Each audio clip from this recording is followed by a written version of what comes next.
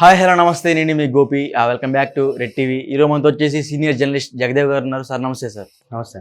Sir Praja Shanti party నాయకుడు KA Paul గారు ఆ పార్టీలోకి ఉండే కొంది పెద్ద పెద్ద వ్యక్తులందరూ జాయిన్ అవుతున్నారు. నిన్న బాబు మోహన్ గారు కూడా జాయిన్ అయ్యారు. కేఏ పాల్ గారు వైజాగ్ ఎంపీ నుంచి పోటీ చేస్తున్నారంట. ఎంతవరకు నిజం సార్ ఇది? అంటే కేఏ పాల్ గారు అంశం వచ్చేసరికి ఎట్లా అయిపోయిందంటే, పాపం ఆయన మంచి వరల్డ్ ఫెమిలియర్ లీడర్. అంటే ఈ రకమైన మైనారిటీకి సంబంధించిన, క్రిస్టియానిటీకి సంబంధించిన దాంట్లో ఒక పవర్ఫుల్ లీడర్ ఆయన. సో అటువంటి వ్యక్తి ఎందుకో 2004 తర్వాత 2009 తర్వాత బాగా డ్యామేజ్ అయిపోయింది ఆయన image. Damage in the sense damage పాడైపోయిందని కాదు, ఎందుకో ఒక హాస్యాస్పదంగా మీడియా చేసేసింది, ఎస్పెషలీ సోషల్ మీడియా. ఈ మధ్యకాలంలో సోషల్ మీడియా మీరు అబ్జర్వ్ చేస్తే ఏమీ లేని కూడా పైకెత్తేస్తుంది. మీకు అర్థమవుతుందా? అంత బాగున్న కూడా పాతాలను తొక్కేస్తుంది. అట్లా అయిపోయింది. ఇప్పుడు చిన్న ఎగ్జాంపుల్, కుమార్ అంటే ఆవిడ ఉన్నారు. ఆవిడేదో రోడ్ సైడ్ను ఫుడ్ అమ్ముకొని 4 రాళ్ళు సంపాదించుకుంటుంది. అరే మీ ఫుడ్కి ఎంత క్రేజీ అంటే ఇంత అమౌంట్ పెట్టి ఇంతమంది తింటున్నారు కదా, ఏంటి బాగా సంపాదించుకున్నా అంటే, ఏం లేదండి నాకు ఇక్కడ ఏం లేదు, అక్కడ జగనన్న ఇచ్చిన ఇల్లు ఉందని ఒక మాట స్లిప్ అయిందబ్బా. వెంటనే జగన్మోహన్ రెడ్డి గారికి రేవంత్ రెడ్డి గారు పడదని, అందుకే ఆయన అక్కడి నుంచి అది తీయించేశాడని ఇంకా సోషల్ మీడియాలో దుమారం లేచిపోయింది. అసలు వాస్తవానికి జరిగింది ఏంటంటే, అక్కడ ట్రాఫిక్ వల్ల ఇప్పుడు జనాలకు కూడా కామన్ సెన్స్ ఉండదుగా. ఇప్పుడు బండిలో పెట్టాము, రోడ్డు మీద పెట్టి ఒక 5 minutes వెళ్ళిపోతాడు. 5 minutes కాదు, అది అలాగే ఉంటుంది. వెనక అమ్మాయి ఏంటంటే ఆడకి అసలు వేండు రోడ్డుకి అడ్డగా పెడతాడు బండి. ఒకవేళ కారు ఓడు ఎవడని చెప్తే ఆర్గ్యుమెంట్ ఆడికి.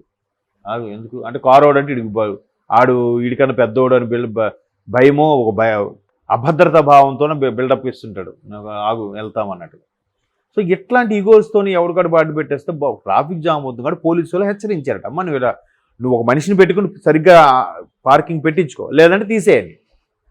లేదు, రేవంత్ రెడ్డి గారికి నచ్చలేదు, జగన్మోహన్ రెడ్డి పేరు చెప్పింది కాబట్టి ఆవిడని అక్కడికి తీసేశారు. ఆవిడ బదనం రకరకాలుగా అంటే ఎత్తేస్తున్నారు, తోసేస్తున్నారు పాతాళంకి. అలాగే కేఏ పాల్ గారిని కూడా ఎత్తేలేదు, తోసేలేదు, ఒక రకమైన హాస్యాస్పదంగా మార్చేస్తారు పాపం. ఆయన చాలా ప్రపంచ దేశాల్లో కూడా, చాలా అమెరికా అధ్యక్షుడితో కూడా ఆయన అనుకుంటే అప్పటికప్పుడు అపాయింట్మెంట్ తెప్పించుకోగల సత్తా ఉన్న లీడర్ ఆయన.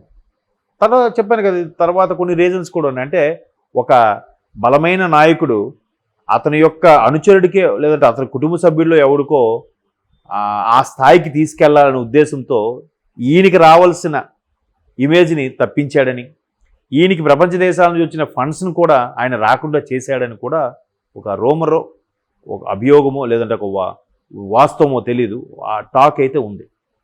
సో ఆ పరంగా ఆ తర్వాత నుండి కేఏ పాల్ గారు ఏది మాట్లాడినా వెటకారంగా, వ్యంగ్యంగా చేయడము. ఆయన కొన్నిసార్లు విసిగిపోయి ఇలాగ ఎక్కిరిస్తే దాన్ని ట్రోల్స్ చేశారు. ఆ తర్వాత ప్రతిదీ కూడా, ఒకవేళ ఆయన ఏదో నేను చాలామందికి ఉద్యోగాలు ఇచ్చాను, చాలామందికి ఇన్ఫ్లుయెన్స్ చేయించాను కూడా దాన్ని కామెడీ చేశారు.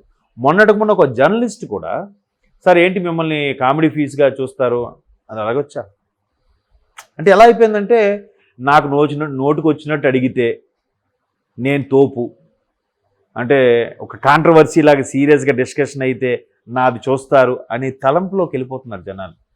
నేను కూడా మొన్న ఒక యూట్యూబ్ ఛానల్ చూశాను. అందులో ఒకటి ఇలాగ, మీరు ఎందుకు చేస్తారు, చేయొచ్చా, మీరు ఎందుకు ఎలాగన్నారు అంటే మీ మతమే గొప్ప, ఇట్లా అడుగుతున్నాడు ఆయన. కరిచేసినట్టు, కొట్టేసినట్టు, ఒక సౌమ్యం లేదు. అసలు మాకు జర్నలిజంలో క్లాసులు చెప్పేటప్పుడు కెరీర్ స్టార్టింగ్లో మహాత్మా గాంధీ చనిపోయిన విషయాన్ని కూడా చాలా సానుకూలంగానే చెప్పాలంట. ఒకేలాగా మహాత్మా గాంధీని చంపబడ్డారు అనే విషయం ఎలా చెప్పారో, స్వతంత్రం వచ్చింది కూడా విషయం కూడా అలాగే చెప్పాలంట. న్యూస్ రీడర్ అనేవాడు, న్యూస్ చదివేవాడు ఒకేలాగా భావం పొలిగించాలి తప్ప, అక్కడ ఇలా జరిగింది, హుద్హుద్ వచ్చేసింది, ఎంతమంది చనిపోయారు అని హార్ట్గా చెప్పకూడదు. అలాగని అక్కడ బాలసుబ్రహ్మణ్యం గారు తుదిశ్వాస విడిచారు అని కూడా చెప్పకూడదట. న్యూస్ రీడర్కి హావభావాలతో సంబంధం లేకుండా ఒకేలాగా పలకగలగాలి, చెప్పగలగాలి అని ఉండేది ఒకప్పుడు. ఇప్పుడు మారిపోయిందిగా. ఎవడైతే గొంతు చించుకొని అలా జరిగింది, ఇలా జరిగింది అని ఎవడైతే రిపోర్టింగ్ చేస్తారో వాడే గొప్ప అనుకుంటున్న రోజుల్లో సోషల్ మీడియా మరి కాస్త దానికి కొమ్మలు పువ్వులు పూసేస్తున్నాయి. ఇంకా ఎవరికి నా వార్తలు నా ఇష్టం అన్నట్టుగా. వాడికి అక్కడ ఏం తెలియదు, వాడి మీద రాసేస్తారు. ఇప్పుడు నేనింతే సినిమా వచ్చింది, పూరి జగన్నాథ్, మీరు చూశారు లేదు? అందులో ఆమె ముమైత్ ఖాన్ సూసైడ్ చేసుకుంటే మళ్ళీ బయటకు వచ్చి ప్రెస్తో మాట్లాడుతుంది. అసలు మీరు మా మీదే మీరు గాసిప్స్ అన్ని ఆమె రేప్ చేస్తే బయట అవన్నీ ప్రెస్ కోసం వస్తారు, తప్పుగా రాస్తారు ఆమె మీద. అసలు మీరు వార్తలు రాసేది మా మీద, అలాంటప్పుడు మరి మేమే లేకపోతే, మా వ్యవస్థ లేకపోతే మీరు ఎవరి మీద రాసి బతుకుతారని కూడా అడుగుతారు. కరెక్టే కదా.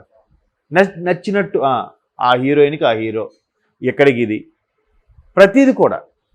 ఆ మధ్యన షర్మిలా గారికి కూడా ఒక పెద్ద హీరోతో ఏదో లింక్ ఉందని, అలాగే అనుష్క గారికి ప్రభాస్ గారికి పెళ్ళి అయిపోయిందని.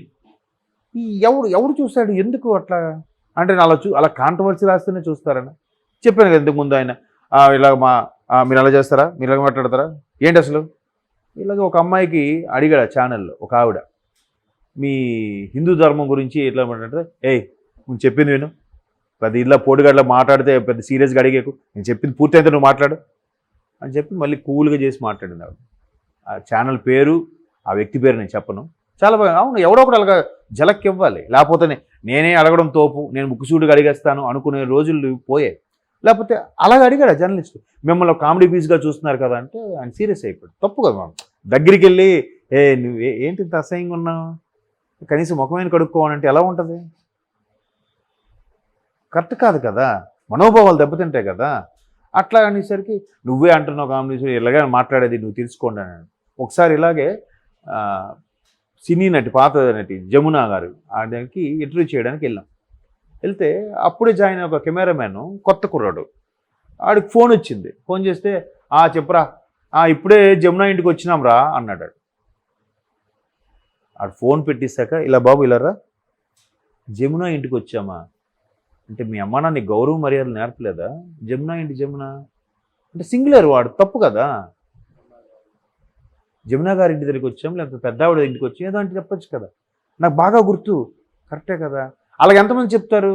కొంతమంది ఫీల్ అయ్యి బాబు ఇవాళ కుడదు రెండు లోపలికి వెళ్ళిపోతారు. ఎవరైతే అలా చెప్తారో వాళ్ళకి పొగరు. ఇదే మన సోషల్ మీడియాలో మళ్ళీ వీళ్ళు పొగర్రా, అట్లా ఇవి చాలా ఆవేశం రా, క్లాస్ పీకుతారా. సో ఇట్లాంటి పోకడలు, కొత్త పోకడలు పుడుతున్న నేటి మీడియాలో, సోషల్ మీడియాలో అట్లా ఆయన్ని ఒక కామెడీ పీస్లా చేసేసారు. కానీ అంటే అఫ్కోర్స్ ఆయన కొన్ని స్టేట్మెంట్లు కూడా, ఇప్పుడు చాలామంది స్టేట్మెంట్లు రాంగ్ ఇస్తుంటారు. ఇప్పుడు నిన్న ఆయన ఏమన్నారు, నాకు నా దగ్గరికి రావాలి ఎలక్షన్ కమిషన్, నాకు వస్తే నేను మాట్లాడుతాను ఆయనతో, నేను అక్కడికి వెళ్ళను, దానికోసం నిరాహార దీక్ష చేస్తాను, లేకపోతే ఇంకేదో చేస్తాను అని రకరకాలుగా మాట్లాడుతున్నారు. సో అట్లాంటిగా అయిపోయిన తర్వాత ఇప్పుడు ఆయన వైజాగ్ నుంచి ఆయన ఈ సార్వత్రిక ఎన్నికలు, లోక్సభ ఎన్నికల్లో తెలంగాణలో వరంగల్ నుంచి బాబు మోహన్, మీరు అన్నారు షోకాళ్ళు పెద్దలు ఎవరు జాయిన్ అవుతుంది, వీళ్ళే జాయిన్ అవుతున్నారు. ఆయన ఎవరికి కావాలని టికెట్ ఇస్తే జాయిన్ అవ్వనని కూడా గతంలో ఆయనకి ఏదో తాపత్రం, ఆయనకి ఎన్నో ఉన్నాయి. నాకు తెలిసి ఓన్ చార్టర్డ్ ఫ్లైట్ కూడా ఉందని విన్నాను నేను. అంత ప్రపంచాన్ని చూసిన వ్యక్తికి ఏదో చెయ్యాలి, ఇక్కడ ఒక ప్రజాప్రతినిధి అవ్వాలి, ప్రజలకు ఏదో చేయాలని ఒక తాపత్రయం. ఆ మధ్యన కూడా ఆయన ఇక్కడ హైదరాబాద్లోనో వైజాగ్లో సంథింగ్ ఆయన ఇంటికి కూడా ప్రహరీ కూడా కూల్చేస్తే మున్సిపల్ వాళ్ళతో ఆర్గ్యూ చేసుకున్నారు. వాళ్ళు కూడా ఎటకారంగా కామెడీగా చేశారు. దాన్ని మళ్ళీ సోషల్ మీడియాలో ట్రోలు. ఎట్లా అయిపోతుందంటే పద్ధతి కాదు. వయసుకైనా విలువ ఇవ్వాలి కదా. ఈయన మీద ట్రోల్ చేస్తే మనకి ఎక్కువ వ్యూస్ వస్తాయరా, ఈయన మీద ట్రోల్స్ చేస్తేనే మనకి లైక్స్ ఎక్కువ వస్తాయరా అనుకునే ఇది పోవాలి. ఇప్పుడు నేనింతే సినిమాలు ఆవిడ అన్నట్టు మనం పూర్తిగా అన్ని గాసిప్స్ రాసేసి ఆ సినిమాలు దాన్ని ఏమంటారు పైరసీ చేసేస్తే కొన్నాళ్ళకి ప్రొడ్యూసర్ అనేవాడు లేక, సినిమాయే లేకపోతే మనం ఎవరి మీద న్యూస్ చేసుకోవాలి, ఎవరి మీద వ్యూస్ రాసుకోవాలి చెప్పండి? ఏమవుద్ది? దాని మీద ప్రత్యక్షంగా పరోక్షంగా సోషల్ మీడియా అనేది వృద్ధి కలిగిస్తుందా? ఇవాళ వచ్చిన యూట్యూబర్ అనే కొత్త వర్డ్ వచ్చింది. ఇంతకుముందు యూట్యూబర్ అనే వర్డ్ ఉందా? లేదు. ఎక్కడ యూట్యూబర్లో ఫెమిలియర్ యూట్యూబర్ అంటారట అని. మరి అంతమంది యూట్యూబర్లు వీళ్ళందరికీ వృద్ధి కలుగుతుందంటే ఒక్కసారి అవన్నీ లేకపోతే వీళ్ళు ఎలా బతుకుతారండి? వీళ్ళు తిండి పెట్టేది ఎవరండి? అది ఆలోచించాలి కదా. నోటికి వచ్చినట్టు రాసేసి మనకు వ్యూస్ వచ్చేస్తే చాలు అంటే ఎంతవరకు కరెక్ట్? సో అవి ఒక్కసారి ఆలోచించాలి. బట్ ఆయన తాపత్రయం ఏంటో, ఎందుకు తెలుగు వారికి ఏదో చేయాలని ఎందుకు అనుకుంటున్నాడో ఒకసారి అవకాశం ఇస్తే తెలుస్తుంది. తప్పంటే ఎవరైనా మాట్లాడతారు. ఆ గతంలో కూడా మొన్న ఆంధ్రప్రదేశ్ ఒక మంత్రి, మీరు నమ్మరు, ఎట్లా మాట్లాడేది, ఇప్పటికీ 140 ఏళ్ళు అయిన కారణంగా మనం 75వ స్వతంత్ర వేడుకలు జరుపుకుంటున్నాం. 140 ఏళ్ళు అయిన కారణంగా 75వ స్వతంత్ర వేడుకలు జరుపుకుంటున్నాం. పేర్లు ఎందుకులేండి అంటే నేను అన్నిది ఆవిడ అనాలని కాదు, ఫ్లోలో ఏదో వచ్చింది, స్లిప్ అయ్యారు, అంత మాత్రం ఆవిడ కామెడీ పీస్ చేస్తారా? అలాగే కేపాల్ గారు కూడా ఏదో మాట్లాడారు, ఈ వయసులో పెద్దవాడు, మొన్న కామెడీ అంటే ఒక కరివేపాకలా తీసి పడేసినట్టుగా చేసేస్తున్నారు. అది ఆ కుటుంబ సభ్యులు వాళ్ళు ఎంత బాధపడతారు, ఎంత మదన పడతారు, అది ఒకసారి ఆలోచించాలి. ఏమో గెలుస్తారో చూద్దాం. ఒకటైనా గెలవకపోతారా? గెలిస్తే ఆయన పోనీ ఆయన అప్పుడు ఏం చేయాలనుకుంటున్నాడో, నేను ఎప్పుడు ఎంతమందికి ఇన్ని ఉద్యోగాలు ఇచ్చాను, ఇన్ని చేశానని చెప్తుంటారు కదా. అయితే okay sir, thank you sir. Thank you.